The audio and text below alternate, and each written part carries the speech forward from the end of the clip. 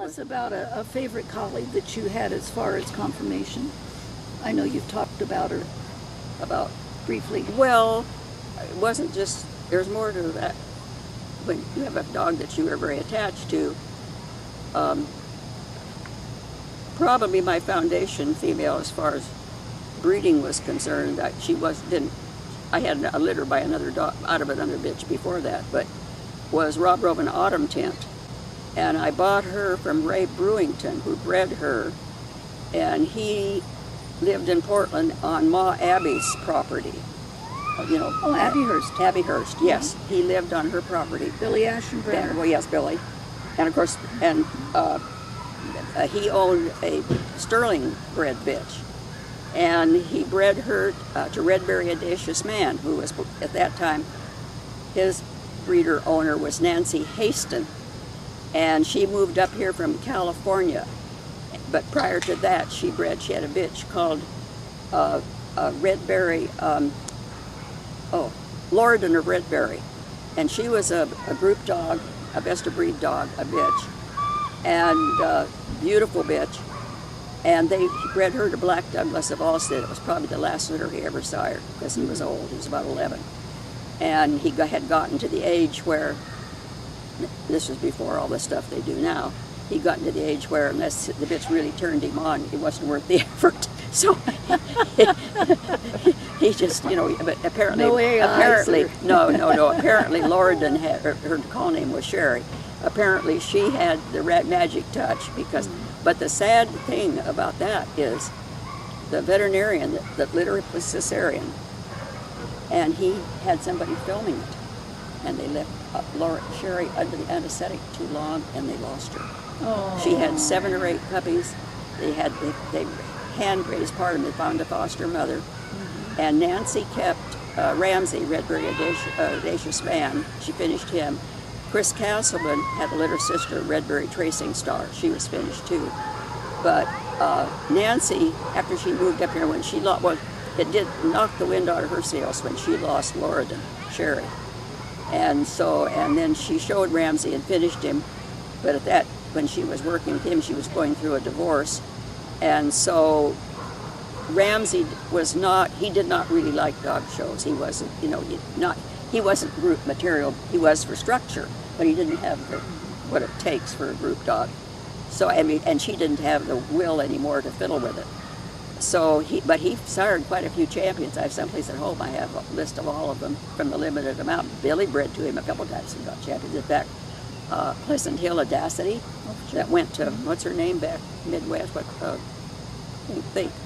Anyway, she was one of Ram. I think she was from the first litter.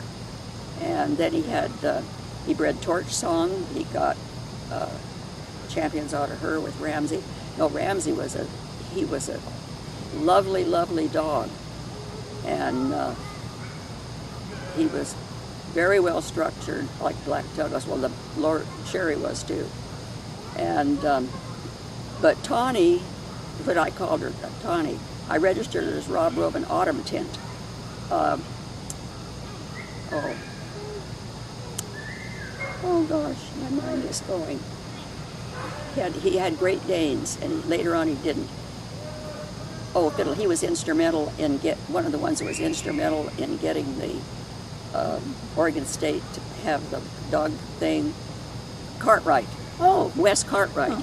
Oh, okay. They had Great Danes when he was married to his first wife, and he showed a bitch at Portland Bitch Show, and her name was, whatever their kennel name was, Autumn Tint, and I thought that was such a pretty name.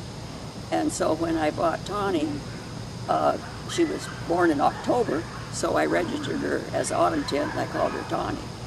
But I was very, very, very attached to that dog, and she to me. I mean, we read each other's minds. I mean, there was communication there, and she was very, very, very much attached to me and me to her, and she was very, very intelligent, and so she was my favorite. And then I bred her to Alice Horton's Country Lane Renegade, who was out of Champion Horton's Country Girl, and in fact it was Rennie's first litter, and we took a chance because Alice had sent me a movie of her dogs. I had seen Country Girl, but I mean, she sent me the movie, and she had Rennie he was about 7 or 8 months old in the movie, and she had an older male from the same breeding, they were repeat breedings. She called Toddy, I forget what his registered name was, but Rennie was a sound dog and a great attitude. Toddy did not have a great rear by any manner of means, and I didn't like, no. So I sent Tawny down, and I said, breed her to Rennie. If you can't, I wanted to breed to a Country Girl son. I said, if you can't get the breeding, go ahead and breed her to Toddy. But Buck Horton also, you knew Olivia Fowlis? Yes. Oh, and absolutely. You know she had the magic touch? Oh, yes. All right. I know. She magically touched a lot of ours. Yes, she did. The old Russian. She was great. Anyway, Buck was good at Al's husband, so Rennie did the job, and Tawny had puppies. And in that litter was Carmen Could get Jo. a breeding. She got a breeding one time on a 6-month-old male of ours. About a 30-minute time. Oh yeah. Oh.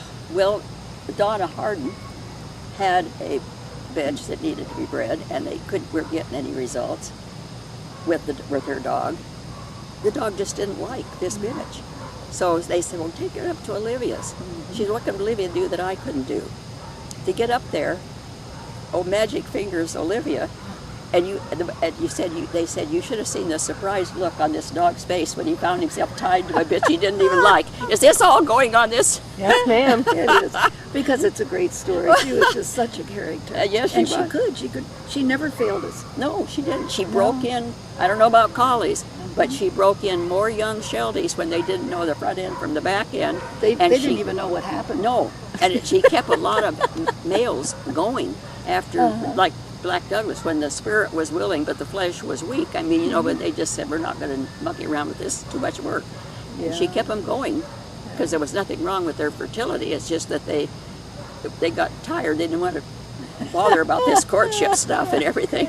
So anyway, this is a bunch of dog people. They'll know the facts of life. So